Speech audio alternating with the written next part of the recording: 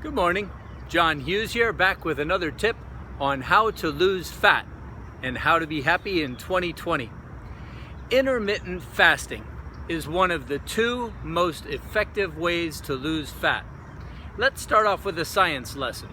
Your body at any time is either storing energy or using energy. And what that means is that our bodies are first going to take the sugar out of the blood system, and after that's used up, it's going to start tapping into our fat stores. And that's only if we haven't been eating for a while. If we're eating, our body is first replenishing all the sugar and then storing any excess that we eat as fat.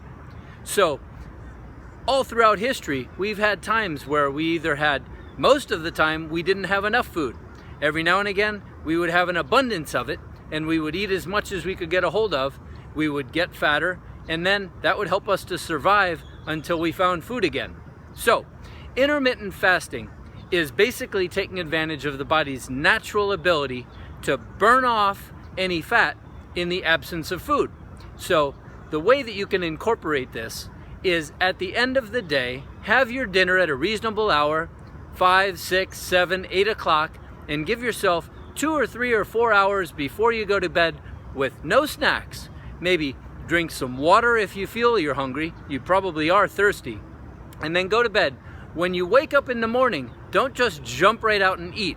While it's been said often that breakfast is the most important meal of the day, yes, but not the garbage that comes in a box from the food industry.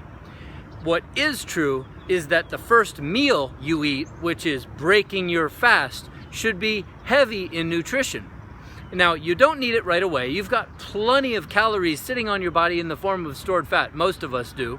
And that's what we're all trying to get rid of. So simply pushing your meal back further and further later into the day, maybe having that first meal at 10 o'clock, 11 o'clock, 12 o'clock lunch. I usually eat mine around 1 o'clock, having finished my dinner at about 6.